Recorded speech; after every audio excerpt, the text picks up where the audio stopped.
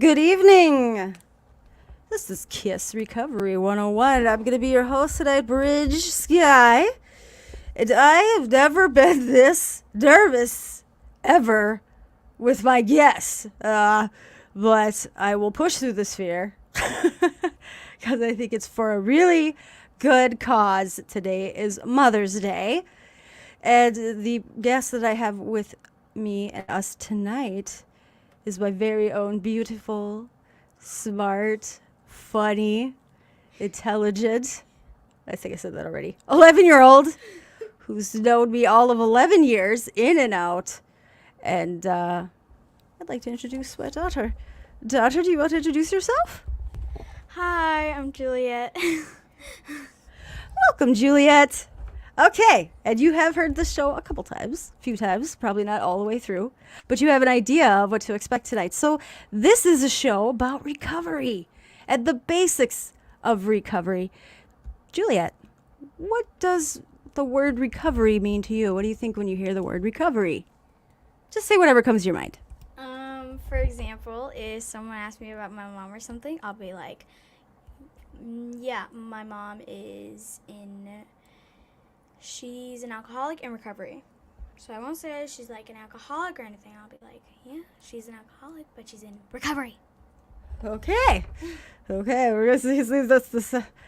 I didn't expect you to answer that way, but I love it. Okay, see, I'm nervous. You're just gonna say a bunch of things, which is fantastic. But what I really want to focus on is, and yes, I would say that I was an alcoholic and an addict. However, I am now a person in recovery because I don't drink alcohol or use substances.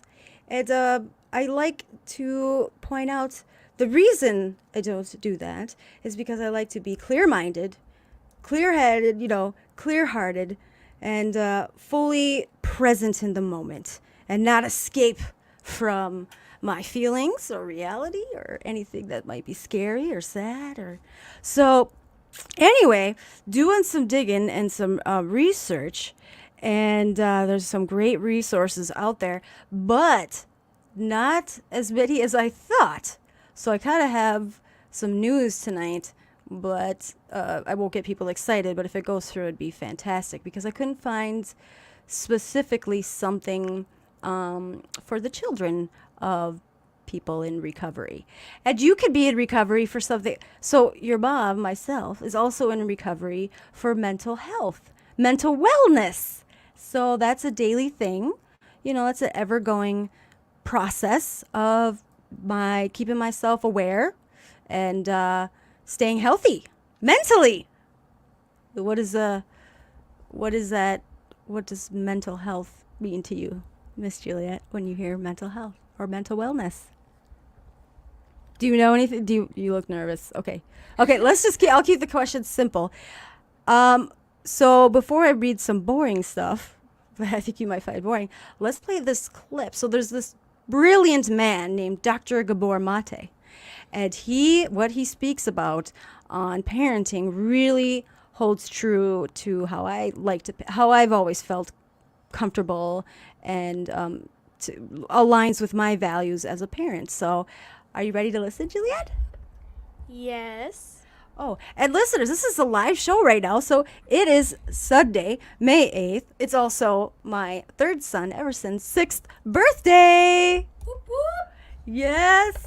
And my daughter, Juliet, gave me some really beautiful cards and drawings and little cute, what were those things called? Mochis. You got to speak right in the mic, honey.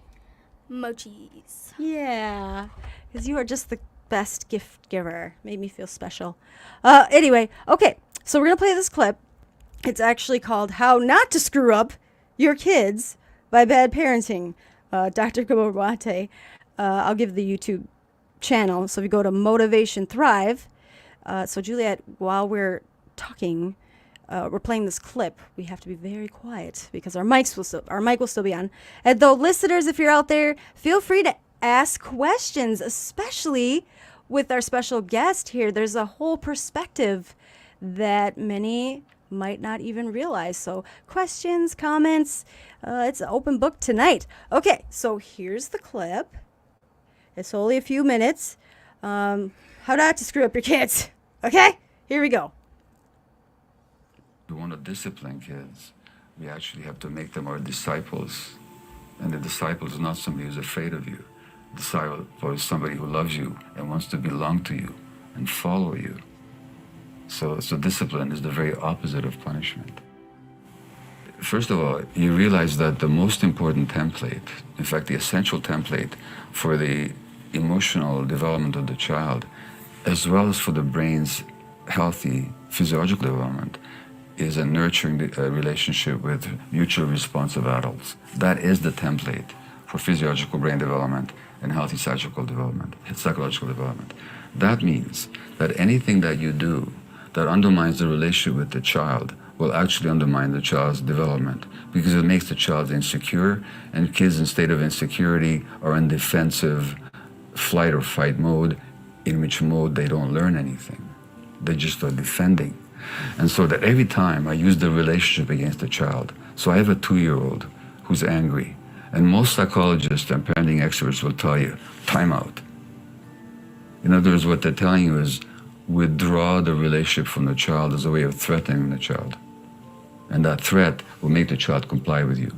Well, the child may temporarily comply with you, but what have you taught her?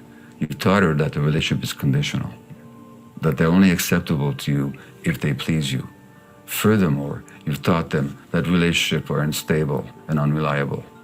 And they've learned that you're not available for them when they're most upset. Because why is he acting out? Why is he throwing a tantrum? Because they're frustrated about something, because they're angry about something, because they're unhappy. And you say to them, when you're most unhappy, that's when I'm least available to you. And this is how parents are taught to parent. Furthermore, parents are taught not to pick up their kids when they're crying. Let them sleep it out. Which is utterly noxious. Yeah. Because the child who you don't pick up, right, what lesson do they get? Their emotions don't matter. That's the lesson they get. Just the opposite of what any loving parent wants to teach. So that the psychology, the parenting psychology in this culture has become anti-child. Ooh, do you have any thoughts on that video or that clip, honey? Speaking to the mic. Did anything make sense to you or stand out to you? Yes, because I remember when I was little by an adult, not my mom, definitely not my mom, nor my dad. There was an adult, and when I would get in trouble, she would tell me to put my nose to the wall, and I wasn't allowed to move, speak, or talk. I wasn't allowed to do any of that. I had to put my nose to the wall and look at that wall. And I would have to cry it out. And I don't know. Kind of broke our relationship a lot. But. So do you feel like that, like kind of punishment, did you feel like you weren't able to talk about your emotions? Like you just said you cried it out. So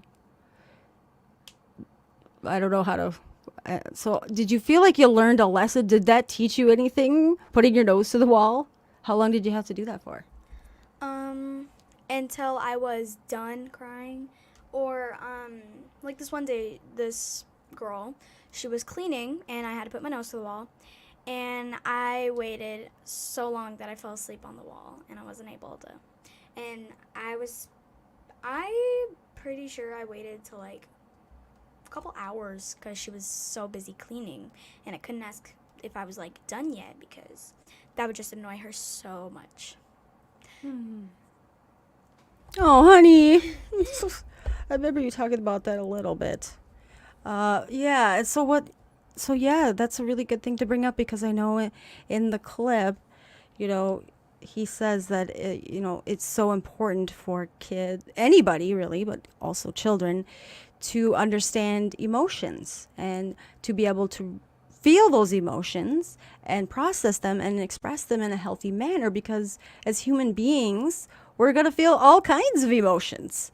And suppressing them or being punished for feeling those emotions is heartbreaking. And I think you know a little bit about my childhood. I had similar punishments where we would have to stand in the corner. That was minimal punishment, but sometimes it would be a very long time And I remember just being at the corner thinking I wasn't like learning or processing or really understanding why. So, well, that's a really good answer, honey. Okay, so let me give some facts and a resource that I found. So if you go to the National Center on Substance Abuse and Child Welfare, so it's NCSACW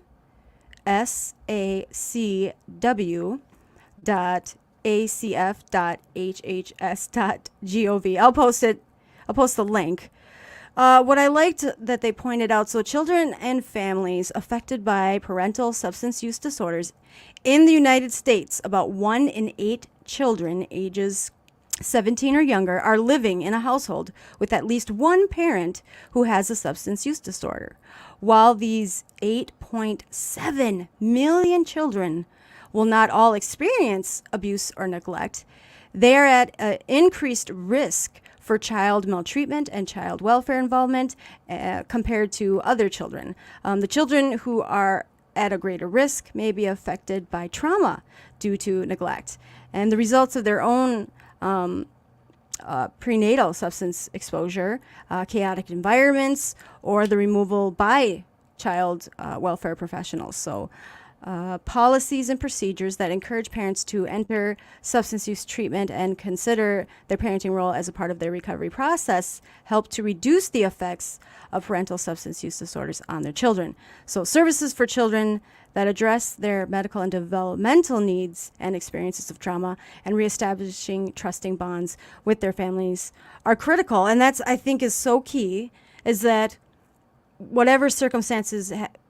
made the child have to be removed from the home, sure, you get the physical issue taken care of, but what about all that emotional and mental impact? I think I don't know where it sits today.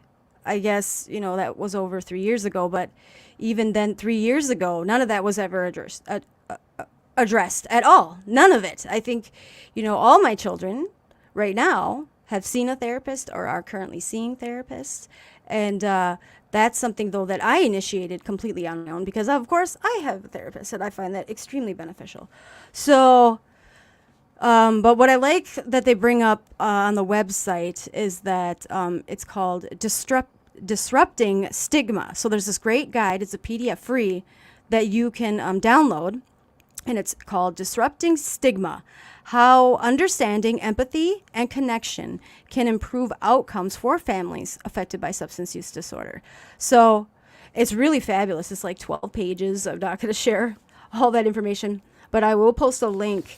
It really goes into key things to consider, what all the different resources.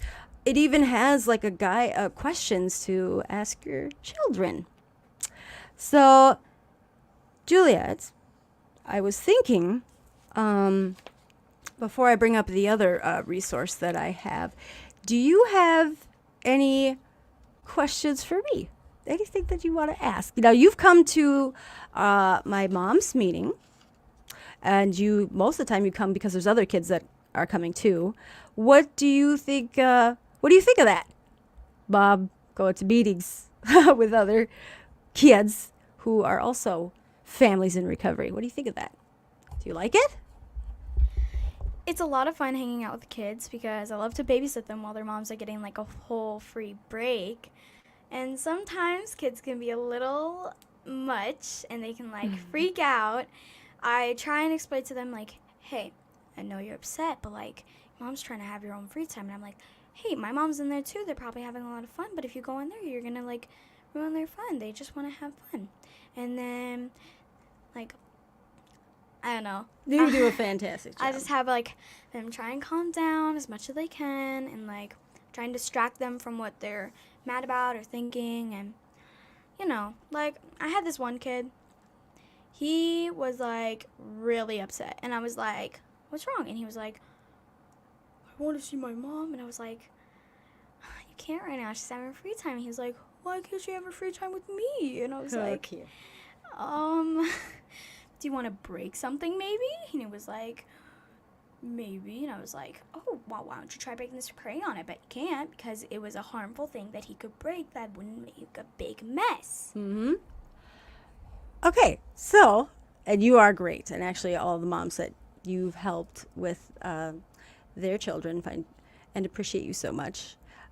So, do you feel comfortable being around moms, all of mom's new friends, or going to the events that you know is at the clubs? Do you like, okay, let's say this. If I told you today I'm done going to meetings, I'm done being involved in those gatherings, what would you think? What would you want to say? I'd probably be like, Mom. You can say whatever comes to your mind, honey. Either two things. Like, if it's like a thing like she just doesn't want to do it anymore, then like, hey, think about how much that has helped you and saved you and all your friends, and how much that has done that. Like, just think about that. But if it's like the other way, like she's better and she doesn't need that much, like, still, you're all like, there's like, they're probably all better too. Why don't you, like, they still want to be there with you. It's just a fun thing for you, and I know you enjoy it. Just cross that off your mind. Okay, so that brings me to one thing I wanted to point out is, have you noticed a big difference in my circle of friends in this last couple of years? And also your mom and her emotional state. Would you say that there's a difference in recent years? Yes. Okay. Can you think of any reasons? Well, the first one of like your friends, you are surrounded by like a whole bunch of positive people now. Happy people? Happy and positive, and people that will help you and you will help them. It goes back and forth. And like before, a couple years ago, you were surrounded by like people. You know, some of them didn't understand. A lot of them, well, not a lot of them, just like, it was like split. It was like some of them could be happy and nice, and then the other ones could just be like, oh, do you want to come with me and blah blah blah and do this? And it wasn't some, like before it could have been a safe, but and now it's 100% safe. Like, there's no way that they would convince you to do anything you would never want to do. Would you say that I'm happier now these days? Not so much crying anymore? Absolutely. Okay, so to keep things moving, there's this other great resource I'm going to throw out there. It's a website. It's called AmericanAddictionCenters.org. There's actually a phone number, so if you want to get more information, it's 888-989-9341. It's helping the addicted parent, a role reversal. So I found this really interesting, the role reversal thing. It actually made me think about how things were a few years ago and how much I didn't even realize. Like, I made sure you guys ate, I made sure you guys went to school, but I didn't realize that it was really protruding on emotional boundaries. So I'm going to read this, Juliet. You tell me if anything comes to mind, okay? So it says, in a healthy parent-child relationship, the parent takes on the role of the caregiver, providing physical shelter, emotional support, and financial security for a young person who is still developing. In parent-child relationships that involve substance use, however, these roles are often reversed. And the child will assume the role of the caregiver. And many children are not even aware that they have taken on this responsibility. So I'm going to read a few things, and you tell me if you remember, you or your brothers. You were quite young, but your brothers remember everything. But these responsibilities may also involve a level of emotional intimacy that exceeds the boundaries of a healthy parent-child relationship. Oh, there's our first alarm. Okay, so that just means we look and see if anybody's interacting. Nobody's interacting right now, but that's okay. I know it is Mother's Day, so a lot of folks are probably celebrating that. Okay, anyway. So feel free to comment, questions, anything. Here's examples of this thing that I didn't even realize existed, or that they lay out. Examples of such excessive emotional engagement that aren't healthy. Might include canceling activities with friends in order to stay home and use. Listening to a parent recount stories of encounters or experiences that she did outside of the house or even inside the house. What it made me think of was like talking on the phone. Like, you might not be in the room, but a lot of times, especially in the house we're in now or the house we were in before, you could still hear full conversations, adult conversations that aren't necessarily, you know, appropriate. So venting was a big thing that I did. Okay. Feeling the need. This one stuck out the most. This one and the next one. Feeling the need to rescue a parent who is experiencing severe depression or suicidal thoughts. Agreeing to sleep in the same bed with a parent who is experiencing anxiety and fear of being alone. Now, I think there's a healthy way that kids, you guys still sleep in my beds and we watch movies, and but when it's agreeing to sleep in the bed because the parent doesn't like to be alone and has nightmares, or, that's not wise, and I can see why they're saying that. So those are just a couple of them. I'm definitely talking bad about the other parent. I've made a point never to engage in that because I think that can very much get confused and one-sided. However, if you're hearing me interact with a friend or a roommate, again, I was definitely doing it without realizing I was doing it. In all of these scenarios, the child is asked to assume a level of maturity that they may not be ready for, 100%. Addicted parents often infringe on the emotional boundaries that allow children to develop independently, turning the child into an expert caretaker who lacks social skills or a sense of personal identity. So, I know there was times, especially when I felt lonely and sad. And one of the things that I definitely, had a lot of guilt with, I've let a lot of that go, but I felt guilty because even though I was there for you, I wasn't really there emotionally, like present. Oh, that's my assistant, Sally. She just likes to, did you hear her communicate? Thanks, Sally. So I think, it was hard to realize the things that, I thought I kept a lot of things from you. But when I was severely depressed and I wasn't doing a good job of keeping myself happy and healthy, I noticed the biggest thing I would notice, especially in you older 3-year faces, is that look of worry, just really worried. And you could talk about, I want you to feel free, honey. You're not going to scare me or hurt my feelings or make me feel embarrassed. I want you to talk about anything that comes to mind as we just spoke on that. You look like you're pondering. Don't ponder, just say it out loud. It's good to talk about. I remember when worry on the face, that I remember when I had what was the babysitter? A babysitter. She would come every morning and get on me on the bus. But the night before that, my mom, You can talk about it, honey. did that. And so I was like, can I go to work with you? And I was all over her because I was so scared. To leave me So I was alone. like, hey, Mom, can I please go with you to work? And you didn't let me. That was obvious. But I slept with you in the same bed, and then I woke up, and you weren't at work. My babysitter didn't know, or anything that happened before. My brothers talked to her, catched her up, and you were still in bed with the boys. So we obviously took the boys out, and then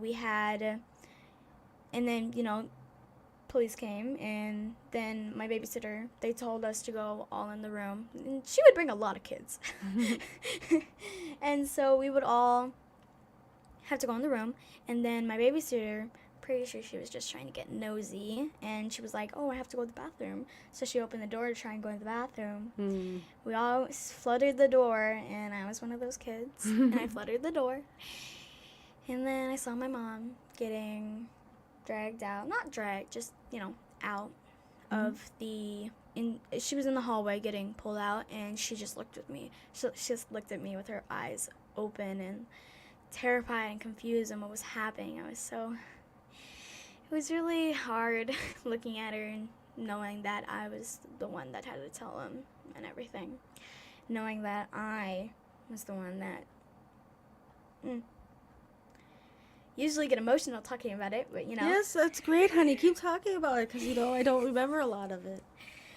But yeah, your eyes are like really wide open getting pulled out, and I was just... But there was a lot of younger kids that were looking too, and I was like... Two thoughts. Either one, they like didn't know what was happening, or two, they were like, oh my god, I can't believe I'm seeing this, Were you scared? Yes, I was scared, worried, and felt like it was like my fault because it was...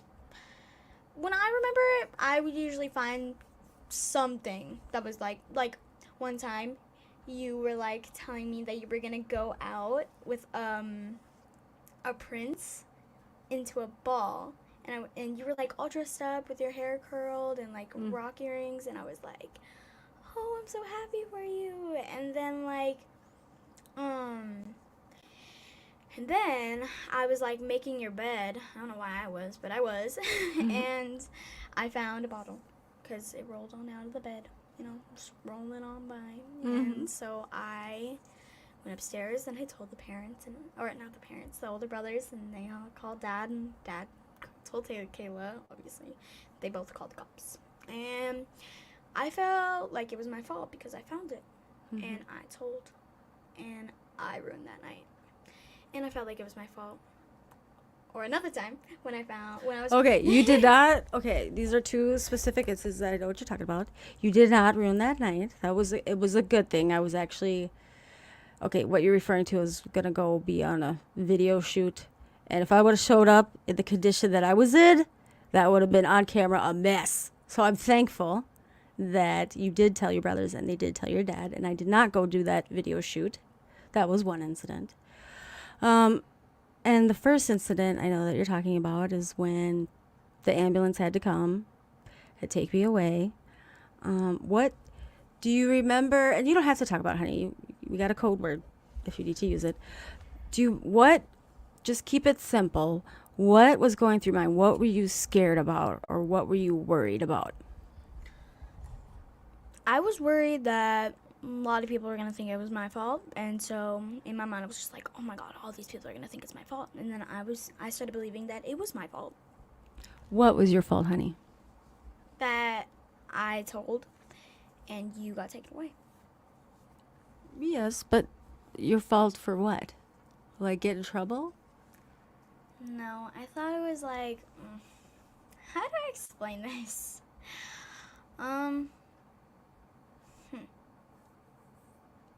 Because I think, honey, all other people would absolutely 100% back you up and understand that you needed to tell somebody. I'm very proud that you did that. Were you worried that I was going to be upset with you? That's what I was looking for.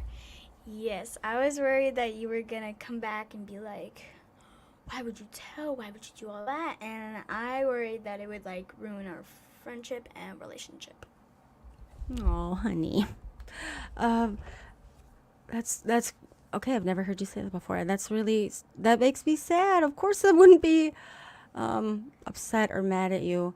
I think what you didn't know is before I went to quote unquote bed with the boys, I did make a call to the nanny, and I did make a message to another person.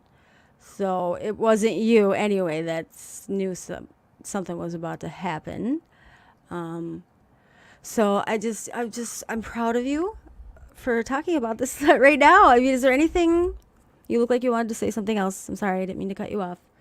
But you did nothing wrong. That was the best thing you could have done, honey. And I think we've had conversations like, if you're ever feeling like you have to keep secrets, that's a red flag that something needs to be talked about. Whether it doesn't have to be with me or your dad. It could be with another person that you trust. Do you feel comfortable Would you say things are better now in the sense of secrets? Yes. Okay. Okay, sorry. Oh, Mahana's on. Okay. Juliet, Mahana says, I love this special show. Oh my gosh, she is so brave. Mahana said that, Juliet. And he said, never your fault.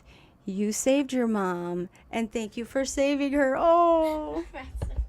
You can cry. You gotta let that out, honey. You want to say anything back to Mahana? Thank you guys so much. I know I'm amazing. Thank you. Oh, you're so cute, honey. You don't have to.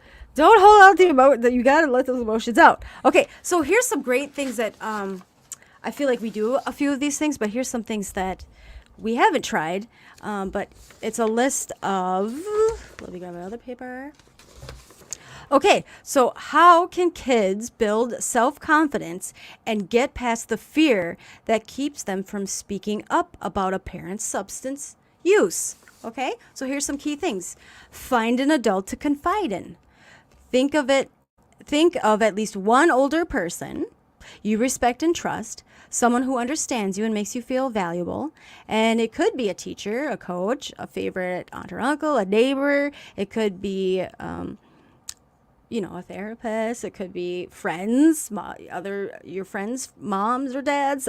Let them know about your fears and ask them if they would be willing to help. So, off the top of your head, can you think of 3 older folks that you feel like you can talk to openly? There is 2 people at my school and my therapist. Also at my school. I don't know why I said 2. Miss Marissa is one of my therapists, and then I have not another therapist. She is like counselors. One is Miss Chile, and another one is Miss Robinson. Miss Robinson, she's nice. Like before, I had an attitude with her. I just assumed she was the bad guy, so I was just not it with her. So, she was like, I'm not going to let you step on me. Do you have adults that maybe aren't at your school that you feel like you have a good relationship with, like any of my friends? Do you feel like any of them you could talk to?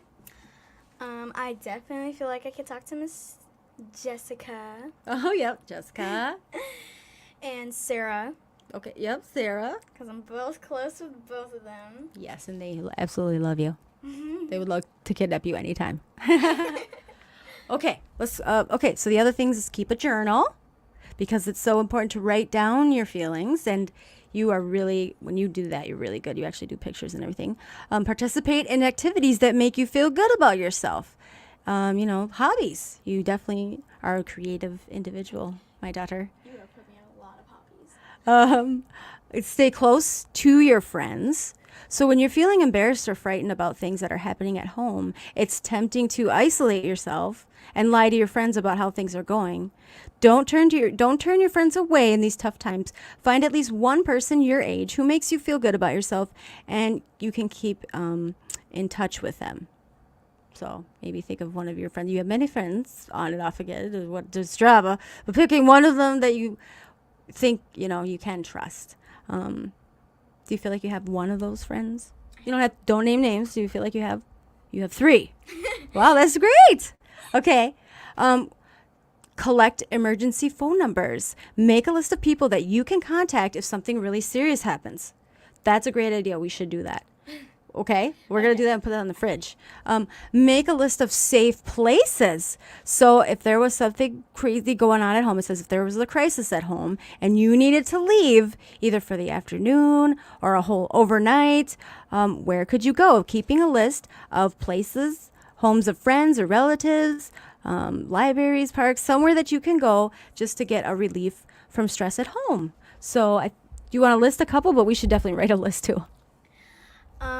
So I definitely would, if something was going on, I definitely feel like I should stay with an adult. So I would definitely go to my neighbor. Her name is Pat. Yeah. She is 94. Yeah. She's so fun to talk to, and I love hearing about her past. She's got over 30 grandchildren. She's telling me about them. Oh, and I've met a couple of her family members because they come over every once in a while. But I go to her house because I don't want her to feel like because her husband died tragically. And so I don't want her to just be at home and, like, you know, not, because her family visits every once in a while, but I don't want her to be at home and be alone if something happens, you know? I want her to have someone. I see. I bet she really appreciates. I know she does actually appreciate that. Her family says it all the time. Oh, but that's great that you point that out, because guess what? She's right next door. And if you ever need to get away and stress relief, she's right there, and she loves your company.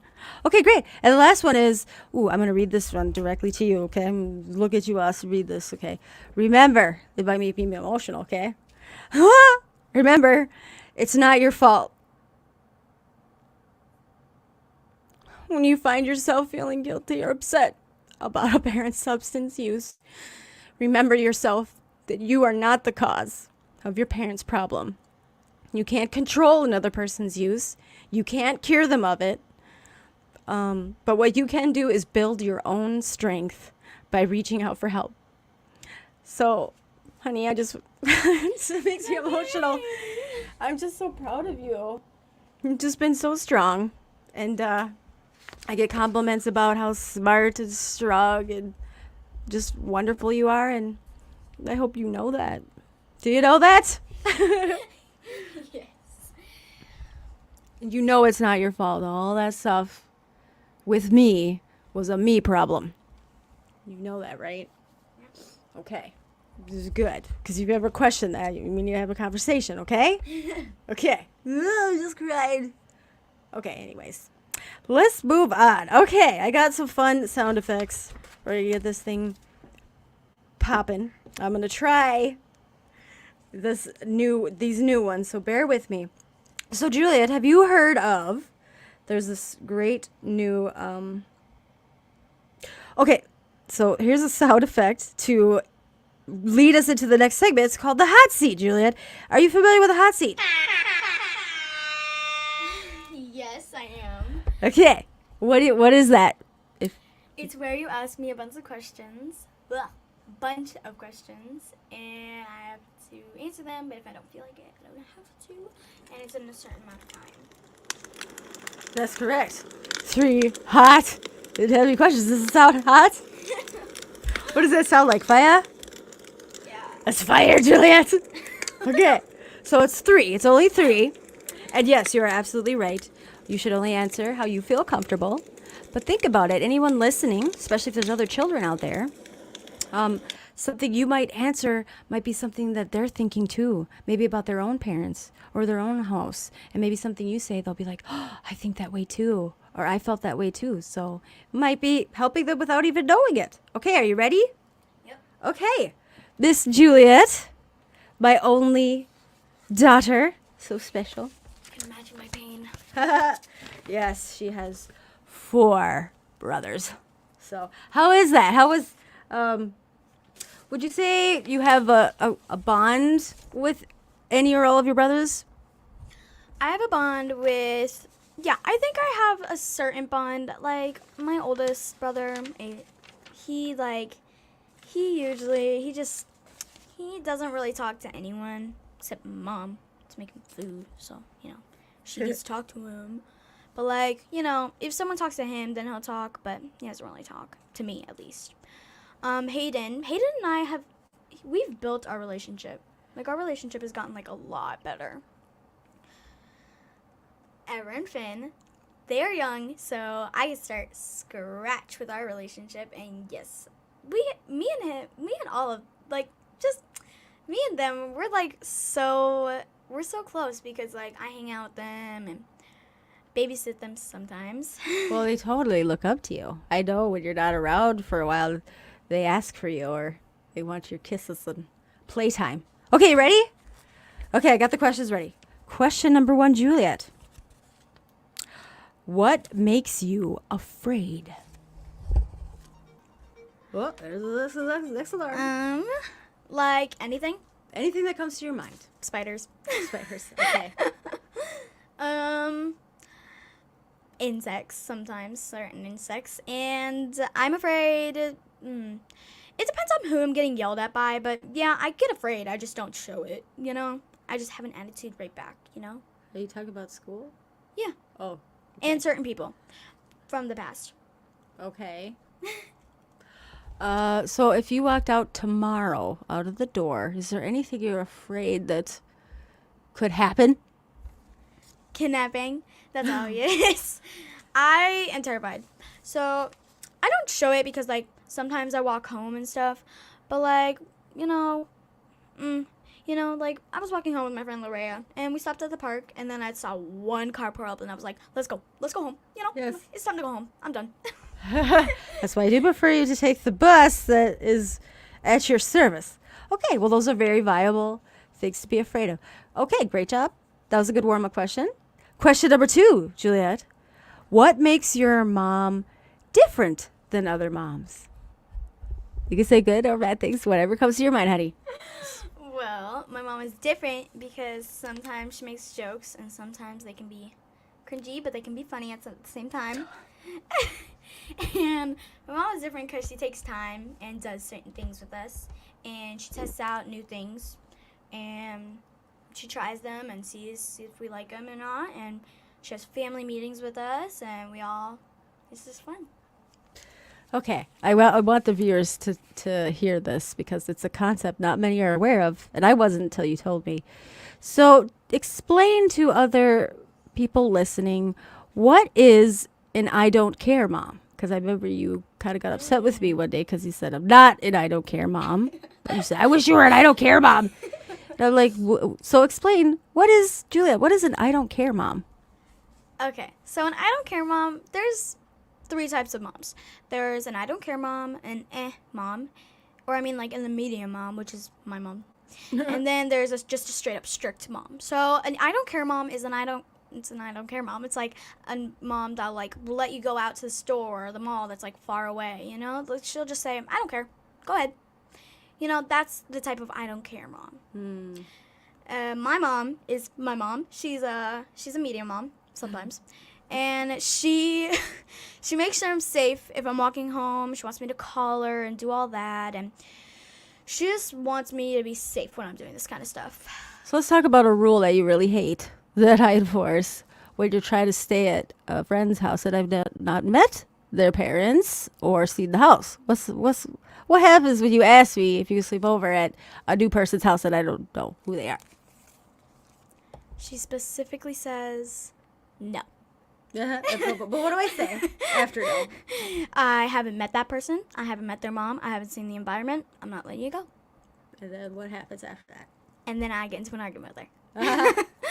And then usually you get upset, but once there's time, I usually I'll get text or whatever, get a call from the mom or the parent, right? And I usually go there. At least, I don't stay the night, but I just like to scope things out. You never want your friends to come over and sleep over, but I get that because there's 4 brothers there. You need time away. So, okay. Moving on. Good job. Last question. You ready? Mm-hmm. Which I think I'll ask you this question and then maybe we'll flip it on the opposite opposite side of it. Okay. Number 3, Juliet. What is your best memory growing up?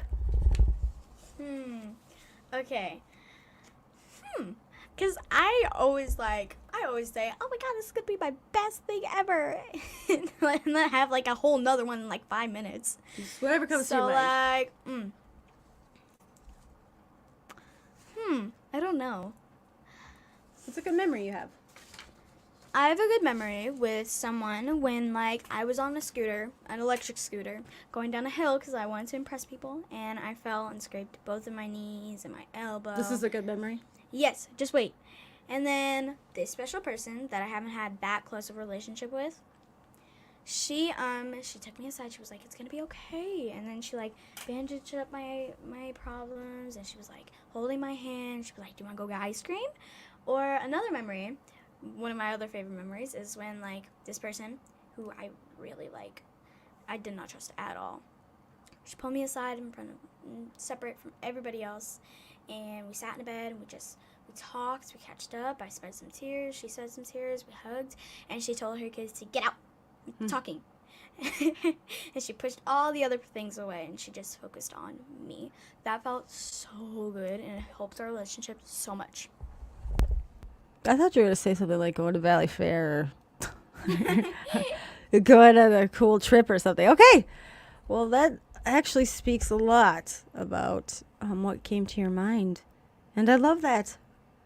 So you feeling the two experiences, you felt like you were the center of attention, like undivided. You got that undivided attention. That's so important. Okay. Let's move on. I love this. Okay, so that signifies our next and last final segment, which is my favorite, is called Live Facebook Memes. And what's really great about it is now the listeners can actually see the memes that I have selected that have caught my attention throughout the week for whatever reason. And Juliet, you are familiar with Facebook and memes. So what's going to happen is I'm going to share these memes with you. Hopefully, probably the first time you've seen them, I hope. And you're just going to give your reaction. So like on Facebook, you could say thumbs up or you heart it, laugh out loud. And then you're free to comment like you would in Facebook. So give your thoughts and whatnot. Are you ready? Answer respond to the mic. Are you ready? Yes. Okay.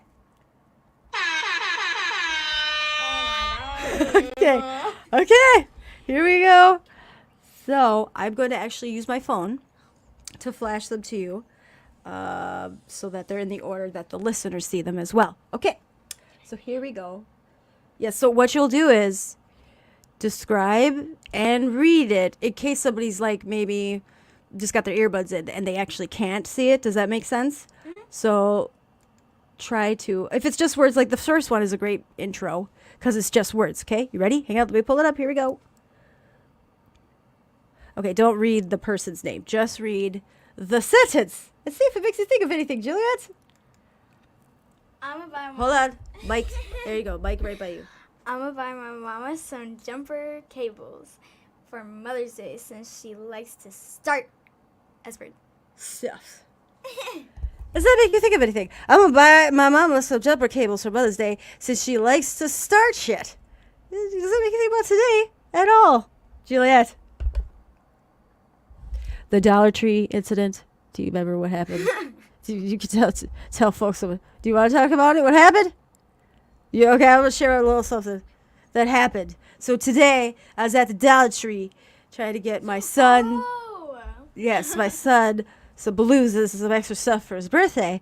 And I looked both ways. I'm backing up slowly, okay? I wasn't even in a hurry. All of a sudden, I hear a loud honk and this guy fly by. So I look to my right and I throw my hand up like, what are you doing? You know, because like, that was he was giving you that look. He was fast in a parking lot, which there are other people walking by. And anyway, so here's the kicker. And I'm sorry, he's lucky, Juliet, that you were sitting in the car with me. This fool stopped his car, got out of his car like he was gonna do something. So I could have just drove away. I decided to get out of the car myself to see why this person felt it necessary, a male, to get out his car, come up on my car with my child in my car. So I got out the car too. And I have to say, how would you say I handled it? There was no physical confrontations, right? You handled it reasonable, okay? Because this guy, he came over and you weren't like just shouting at him like, oh, you mother, you weren't just cussing and shouting or anything. Or you weren't being like too nice about it, like, oh, it was a mistake. Like, so he walked over. So the fact that he got out of the car and started walking over, I got out of my car and said, what are you doing? And he goes, what do you mean, what am I doing? I'm like, you were just flying by in a parking lot. What are you coming over here for? And then he started calling me names, But you are the smart one. You busted out your phone with some video, right, in the car. I'm glad you stayed in the car, honey. Or I don't know if I would have been able to contain myself. Oop, that's our 10-minute alarm. Yeah, and so he calls me some names, which is hilarious. And I did, again, I wish I did not need to cuss, but I did say simply, sir, you could just get back in your car. Go ahead, get back in your car, sir.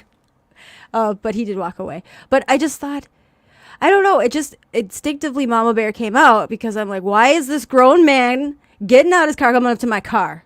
Like, I needed to address that, and I was ready to address it in any way necessary. And I like having reasons to defend myself. Give me a reason to defend myself. Anyways, so I thought that the beat was just too perfect. Okay, here we go. Moving on. We only got 9 minutes. Okay, Juliet, here you go. Describe the picture before you read it. What does that look like? It looks like What is it? It's a pair of pants. it's a pair of pants with a diaper on it. No, I say that's underwear. Underwear stuck to the pants. So the child, it was probably a child wearing the pants, just literally took off the underwear and pants at the same time, right? We see this around the house a lot, don't we, Julie? Okay, read it. Go ahead and read that. Parenting tiny humans summoned up in one photo. Parenting tiny humans summed up in one photo. Yes, this is reality for us, isn't it? Don't name your witch brother. That boy is just literally every day. The washer is like, I have to separate those items before I can wash the load. Okay, anyway, I thought that was hilarious. That was posted in our mom's group. Okay, this one's just words. Go ahead and read that. What did you do? Oh, microphone. Yeah, Mom. What did you do as a child that made the hours pass like minutes? Here in lies the key to your earthling purchases. Pursuits.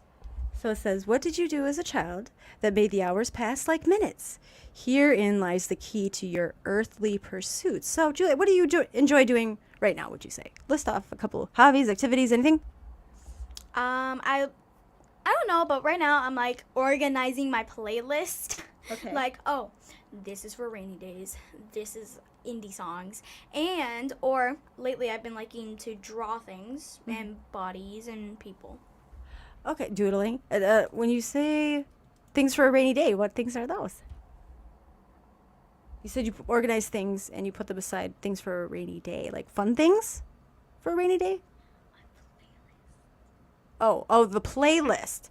Oh, so like to help you feel emotions. Oh, I get what you're saying. Okay, sorry. Go ahead, elaborate.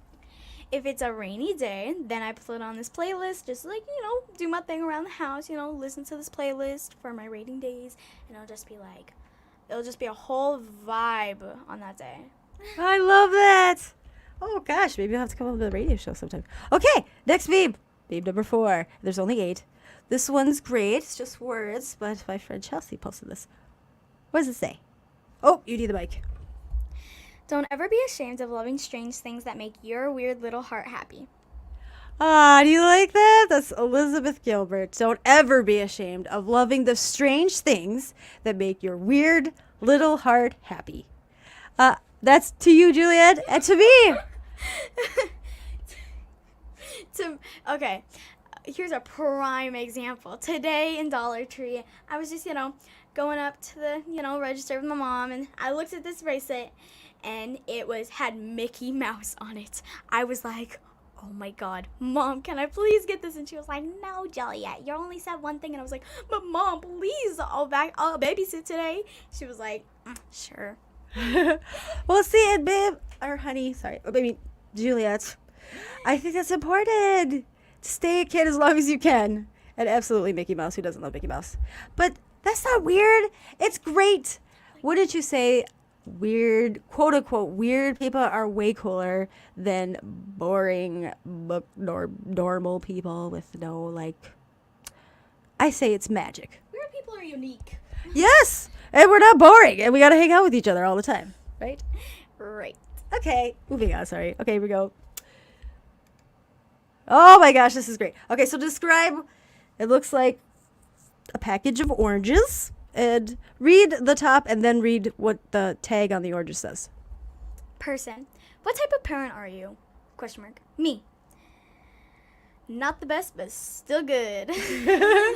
Not the best, but still good. Good enough. I like that one. That's accurate. Okay. Ooh, this is a good one. Just words. Go ahead and read this one. She believed she could, and she almost did.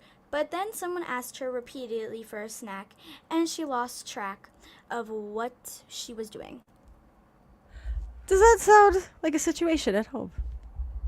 Yes. And who do you think that happens to a lot? You Pointed at me. I can't get it from the top of my mind. Just You're hilarious. So there's 5 of you constantly hungry or needing help or something.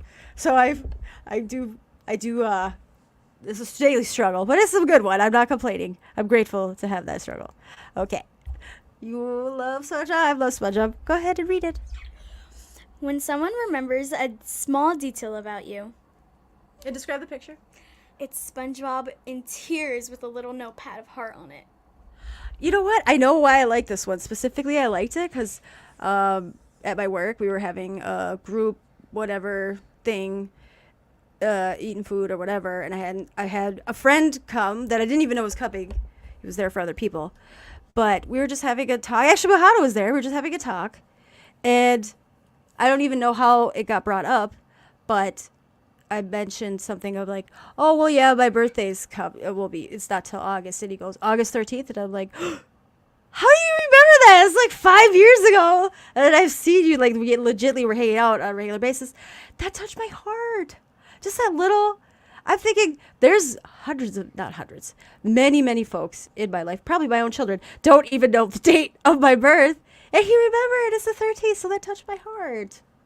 That's a good person, but he's good with numbers, and he can remember really random numbers. He's very smart. Okay, last meme. Go ahead and read that. This one's kind of a deep one. Sometimes the universe tests you the most when you're close to a new chapter. So first thoughts on that. So this is kind of deep. So take a minute to process. I'll tell you what I think about it, and then you tell me your thoughts on it. Sometimes the universe tests you the most when you're close to a new chapter. So like new chapter means I would say a new experience coming up in your life. You know, many things can cause a new chapter, which usually means a change, a bigger change than normal. And I think a lot of times how I like to be positive. Yes, how I like to be positive about when there's a lot of changes, unexpected changes that are happening, is I like to think, oh, this is a challenge. There's a reason that this is happening because something better is coming down the line. And I like, instead of being upset or stressed, I'm like, okay, so this is meant to happen. Like my lease about to be up. I'm not going to be able to sign a new lease. That's really sad. But it's probably for the best. There's something down the line better coming for me. And a really good example that I actually can say as a fact is when I lost my job. COVID happened. Okay. And through COVID, in a whatever about a way, I got terminated. And of course, I had been there 6 years. Okay. I invested a lot in that. I was planning to retire there. So I kind of sensed this was coming, but when it actually happened, it was really shocking to me. And I took it really personal. It was really hard. And it really annoyed me when the people around me were like, well, you know, it's probably for the best. Something better will come along. And I was like, F you. Like, this just messed up. I'm the breadwinner in this house. Like, this messed up my game plan here. And now what am I going to do? But they were 100% right. So after I got over the shock and dismay of that and just accepted it and focused on, okay, I'm just going to find something bigger and better. And, well, not initially. I'm just like, I'm going to find something to make my bills. But it led me to the job I have now, Juliet, which is my dream job. And because it's something I love doing, it's not a job. I get paid to do what I was doing anyway, up until that point. And I love every day I go to work. So it was totally meant to be. But you go back to when I was terminated, I didn't think so. So now I know, I believe in this quote, this little meme. I'm sorry, honey. Looks like you wanted to say something. Please say something. You don't? No? You changed your mind? What was I going to say? What? I don't know. You got excited. And then I just rambled on and I took away that opportunity. So. I was excited about SpongeBob. Oh, SpongeBob. Okay. So. Okay, so there's one more comment from the listener. Bahada says, I think Juliet is such an inspiring young girl. You're lucky to have her as your daughter. Oh, yes, I agree, Vahana. Thank you. Okay, well, I hope that was. I've got to say, I'm relieved. I'm glad that there was, there's friends I've had come over and you just shared my shit up all over it. I was worried a little bit, but I am glad that you did talk about the incident, the most recent one with the ambulance. I didn't even realize that you thought that you had much to do with that. So, and to be honest, I don't remember a whole lot about it. So, that was special to me, honey. And I hope you just keep on going with that.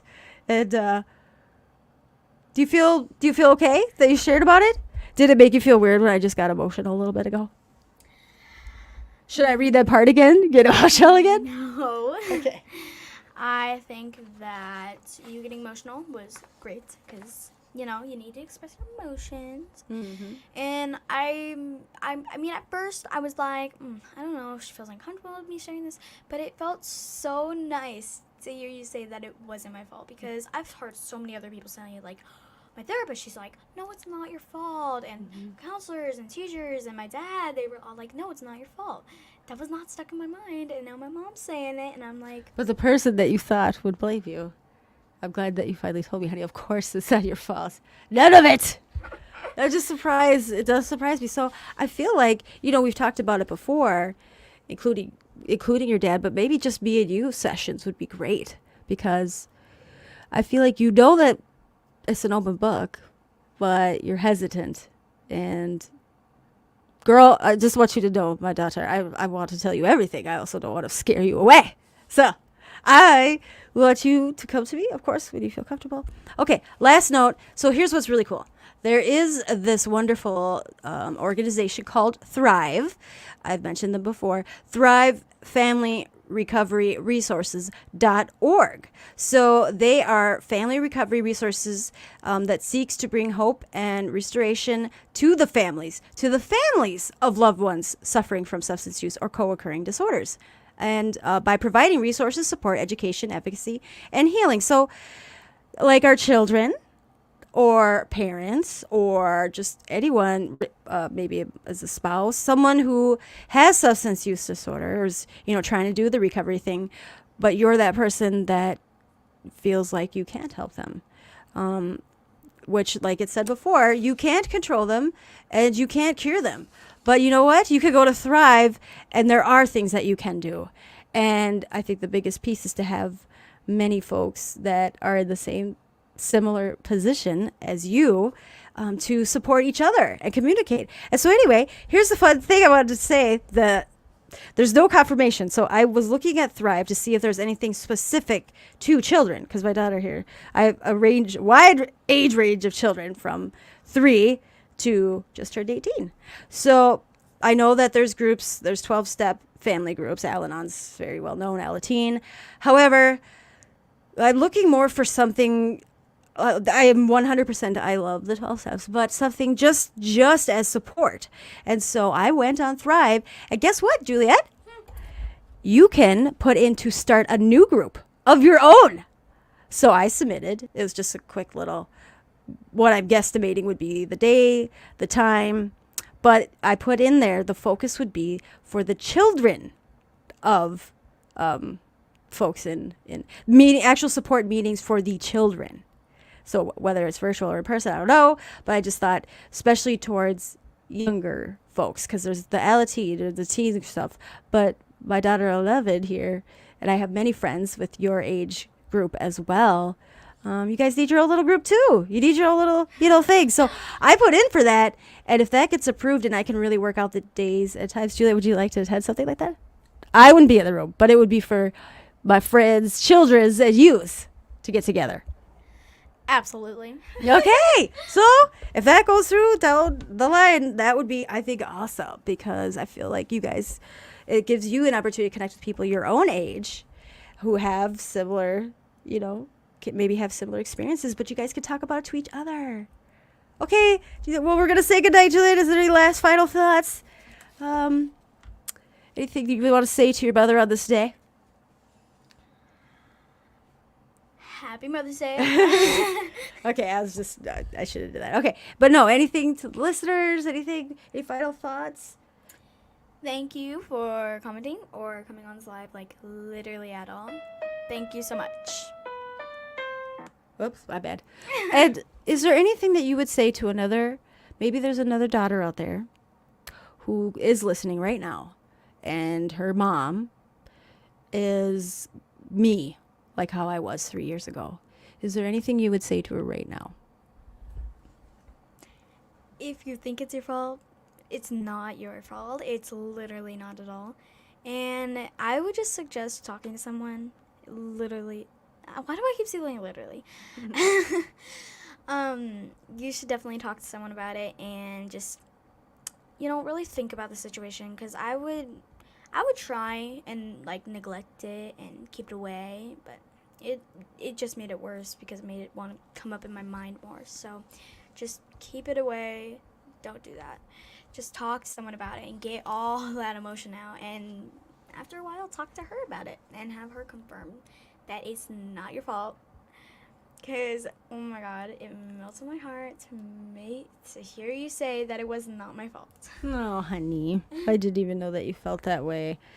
And you're right. And so if somebody's listening that feels like it's their fault, or they feel like they're going to get someone in trouble, or they feel like they're going to get in trouble, that is not you. There's people out there that you can trust, especially if you get some kind of group like this, that nobody's going to get in trouble, but you need to have a safe place to talk about it and look at what, there's always solutions, and there's always safe places. And as your mom, who was struggling for a very long time, I'm super happy that you talked to people about it. And I wish that, I can't wish, but I encourage anyone, any children or parents or, family members to absolutely do that. Because guess what? On the flip side of it, I'm so thankful that you did. I'm so thankful that I did get told on. I needed that. And you know what? I kept trying to tell on myself in a inadvertent way because I knew I wasn't happy, but I felt too ashamed and too embarrassed. So, okay, that's a wrap. Everybody, thank you for listening. And we are going to end it with some really inspirational music. Have you heard the music before? That I play. You don't even listen to my whole show. I guess it's too long for you, so. Rude. I've totally listened to your whole show before.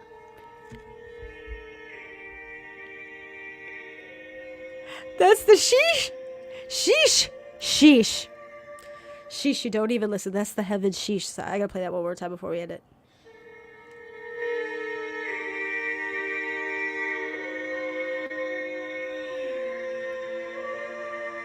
Sheesh. Okay. All right. That's a wrap. Everybody have a great rest of your Mother's Day. I hope you have a great rest of your week. And I will catch you on the flip side. 7 days. We'll be back. Same spot. Same time. Same day. All right. Love y'all. Happy Mother's Day. Happy Mother's Day. Let's do the music.